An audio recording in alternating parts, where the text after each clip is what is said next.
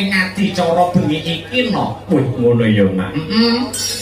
Iya, ya wis kok akeh dawuh. Lah banjur bengi iki dalam rangkaian adicara pokok katon gayeng gumarenggeng sajak rame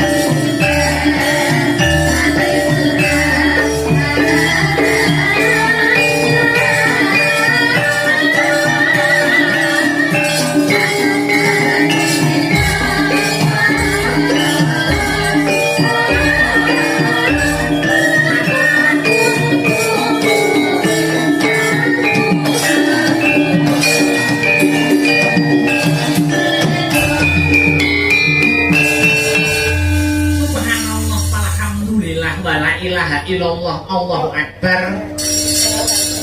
Nduk anakku sing ayu dhewe anakku Limbu. Ana dawuh apa yo nimbali karo anakmu aku nganggo leren undalambekan yo no. Heeh. Perkara lakon kena disambung mengko sing wigati sing luwih baku ayuh memuji marang ngarsaning Gusti. Ngono. Mergo rumangsatiku kuwi bengi iki ora ana tembung kang luwih endah kang kudu diucapake. Ngono. Kejaba mung memuji marang ngarsaning Gusti. Syukur marang Gusti Allah Subhanahu wa taala Tuhan yang Maha Esa Hyang Widiwasa. Ngono ya, Mak. Sebabe apa yo? Sebabe krana aku kang sarta kowe sak rombongan ya. Isih pinaringan ya kuwi kebagas warasan kesehatan. Heeh. Wujude nikmat kang sarta berkahing pangeran. Ngono. Moga tanpa nikmate pangeran aku kelawan kowe anakku Limbuk bisa manunggal kang sarta tetunggalan ana ing adicara bengi iki no. Wih ngono ya, Mak.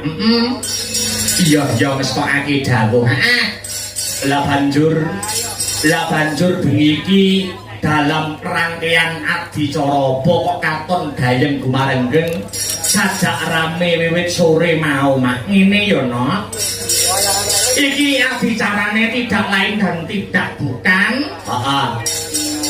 Ya kuwi adicarane bersih dusun. Ngono. Bersih dusun ya. Diadani dening warga masyarakat para kawulagong kang lenggah ana ing Babatan. Ngono. Dusun Babatan, kelurahan Wronoto, Kecamatan Nganjuk, Kadipaten Nganjuk. Wah, ngono ya, Mak. Mula wis sak trepe wis sak wajibe aku karo Biyo ngaturke panuwun kang tanpa pepindhan.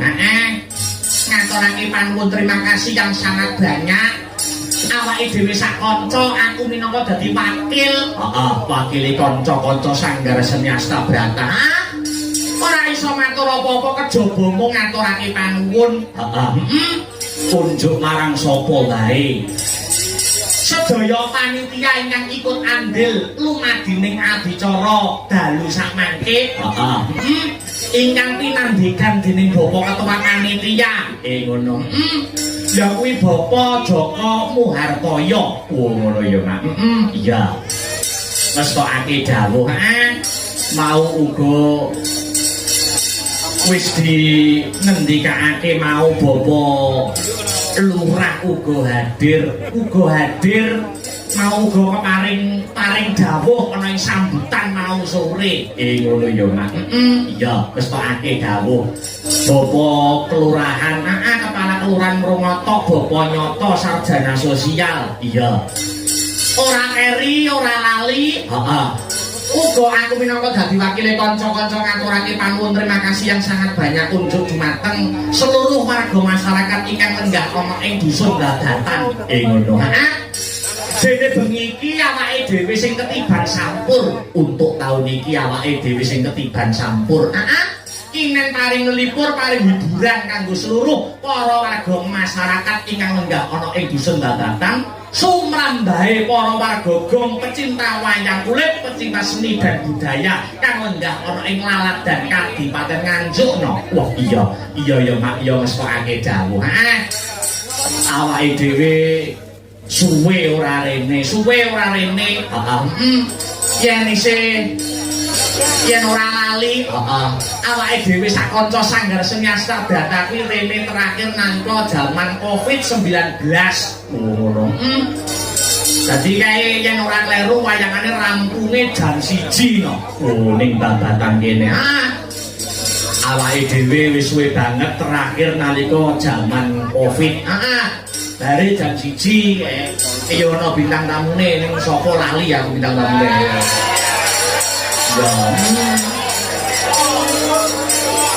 Luar biasa antusias kang satu apresiasi nih warga masyarakat kok nduk lah ya.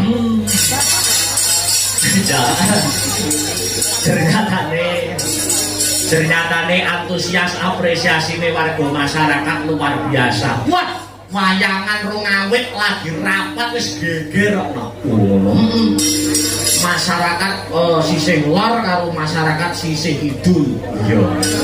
Gegerane perkara apa? Perkara lokasi karo penggunaan dalan akbar sak kanca Astabrata iki perkara lokasi gegeran. Oh iya. Dalan ning lor kidul ora gelem nonton. Iya. Dalan kidul sing lor ora gelem nonton. Iya. Aku nganti ning omah semeremet krungu kabar wis to ndang lor karo kidul nanggap dhewe-dhewe aku.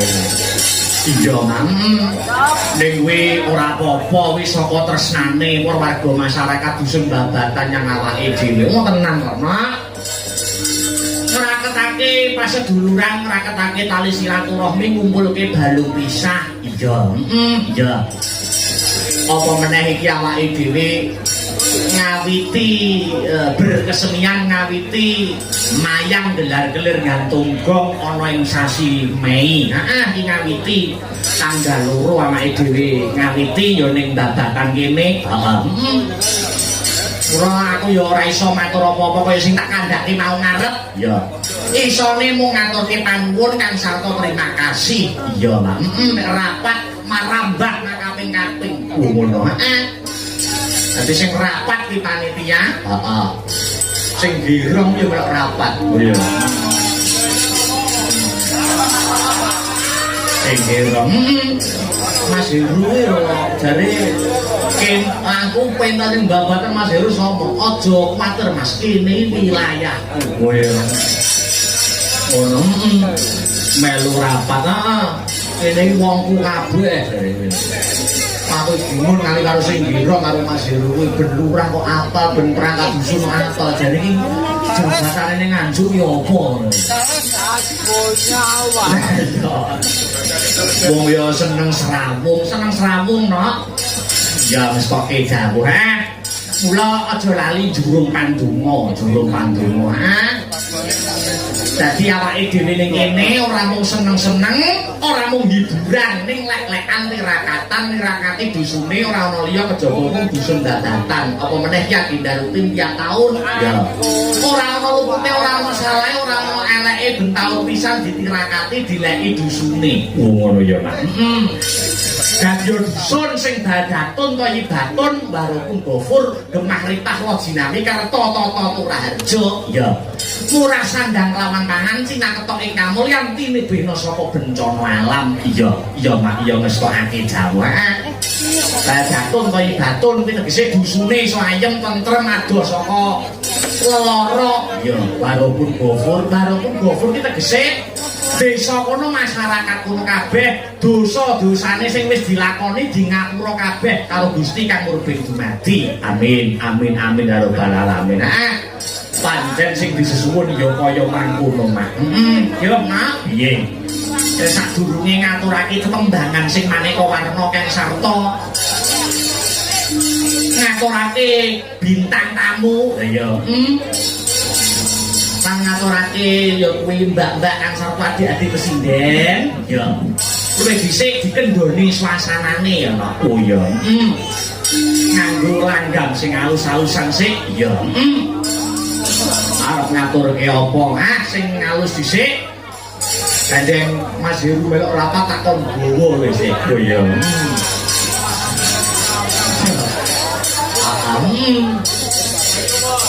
Ora sangelange dilakit ning mujiwat ya, Mak. Oh ngono ya, Mak. Arepe Mas Heru tampil muka-muka tampil. Lah iya. Lah iya. Ya, monggo Mas Heru, wilujeng dalu Mas. Ya. Sugeng dalu Mas. Bahagia ya Mas ya. Alhamdulillah. Sehat toh Mas? Sehat. Bagaimana penonton pada malam hari ini Mas? Meriah sangat. Pak Neris tahun depan Mas Akbar lagi loh. Amin. Ternyata banyak teman itu banyak rezeki Mas. Ya, kok bisa Anda menyimpulkan banyak teman banyak rezeki itu nalarnya? Teman saya di sini banyak. Oh. Banyak wong temannya. Maksudnya temannya tidak sedikit toh. Iya. Ya. Sawesno dhisik nggo muka gimana Mas? Mujilat. Iya, monggo lagi ngaturake ya perintah Terike pangayuan jarwoning waya. Malah duh ni masmus tika ning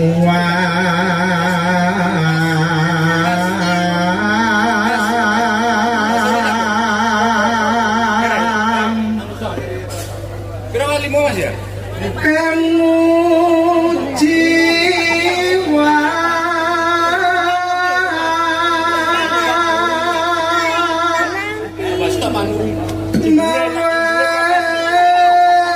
rasa pen ati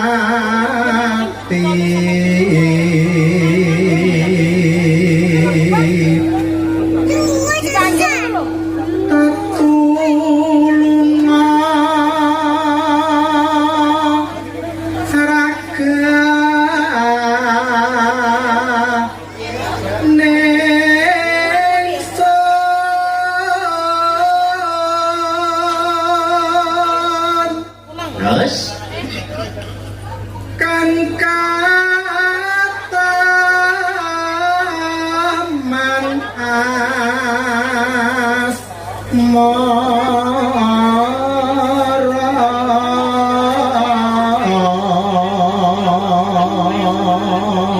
monggo sing ngaturke langgame ben disinani diatampi wayang minangka salam pambuka utawa muka dinah ana ing season 5an ayo ajeng Mas esamira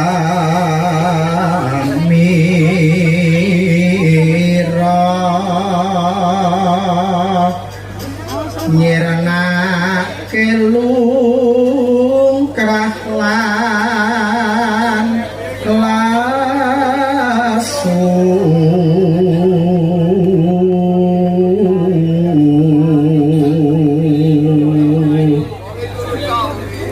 ngilangke rasa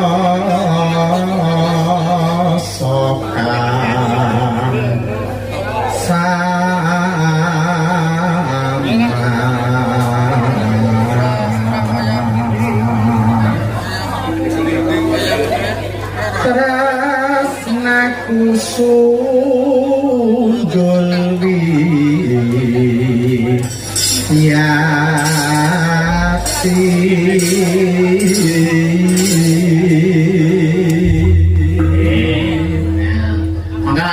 didalake gawan langgame mak ya Dik Sinta Widya Maluti jumeneng pelan-pelan kagem meluruskan urat saraf yang tertekuk ayo yuk buka celuk coba yang apa ya yang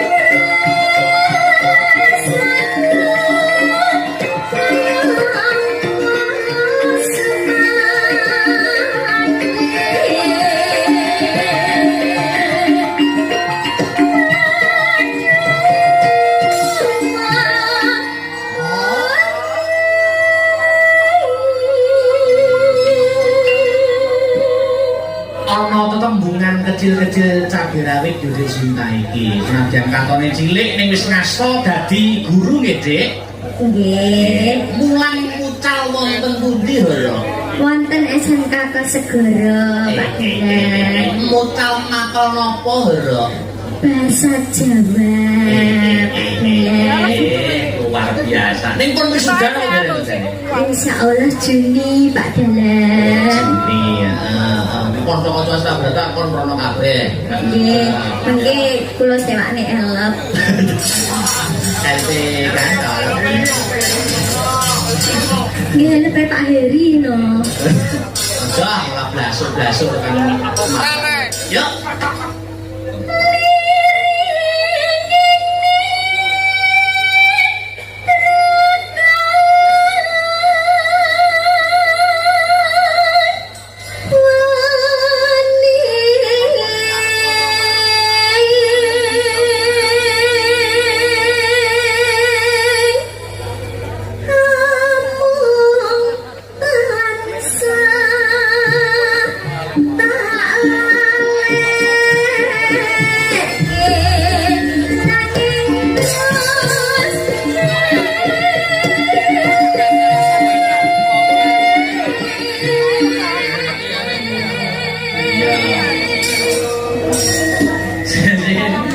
Harapan Mas niki. Ora apa-apa.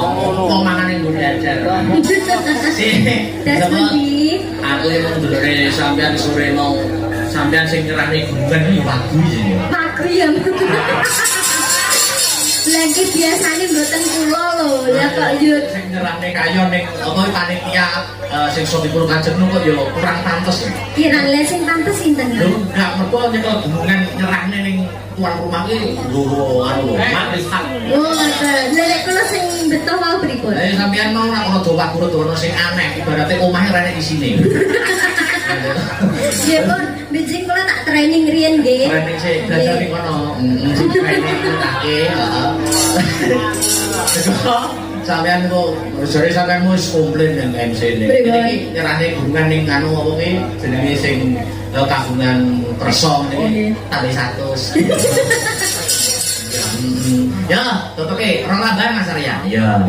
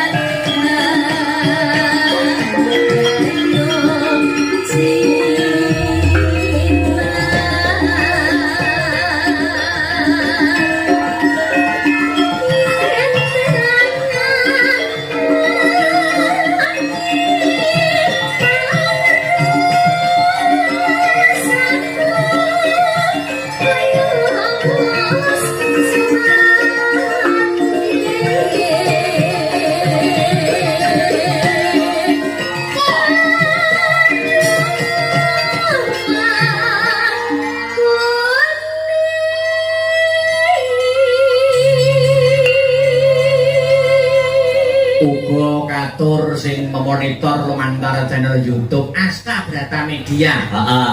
Sing wis kersa ngancani awake dhewe lek-lekan nyambut gawe yo, Mak. Ya, dilakon lajengaken, Dik. Dik Sinta. Heeh.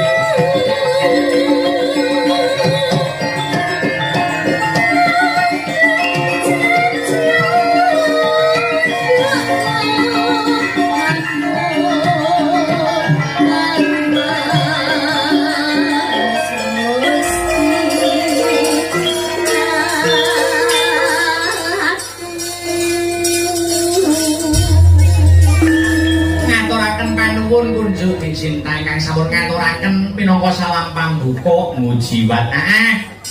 Nduk piye? Iki awake dhewe sowan komplit kanca-kanca paguyuban Sanggar Seni Asta Brata. Iya. Mijil saka Jalan Mastrip 2 Gandung Kidul. Karing glinding ana. Lah iya. Cedak banget. Cedak banget. Lah iya. Apa meneh iki uga disumbutke, disiarke langsung lumantar via YouTube ya kuwi Asta Brata Media. Ngono ya, Mak. Dadi iki sing ora iso kepareng rawuh ana ing TKP utawa lokasi iso memonitor lumantar channel YouTube Asta Brata Media. Ngono ya, Mak. Maturke panuwun kunjuk warga masyarakat Babatan. Mah tenan kok, Nduk. Awake dhewe yen ora ketiban sampur nek ora mayang nyunggur nganggur ning omah. Lah iya. Kula awake dhewe ngaturke panuwun wis diparingi rejeki sak kanca-kanca. Ora mung awake dhewe sing nampa rejeki ning bakul-bakul uga melu kecipratan rejeki nampa sawab barokahe warga masyarakat dusun Babatan kang ngenengake ya kuwi wujuding bersih dusun. Iya, Mak, iya. Matur nuwun. Ya iki sing dianti-anti kudu dadi bukti. Heeh. Sing ditunggu-tunggu kudu lumaku. Ayo. Iki saka keparengipun warga masyarakat ingkang mapan ana ing dusun Babatan. Ayo. Iki awake dhewe ora sowan ijen ning kepara nganti ya kuwi Mbak Yuku kang bijil asline saka Kediri ning saiki domisili ana ing Kutha Tulungagung. Wah iya. Mbak Trigel Pangayuan Jarwening.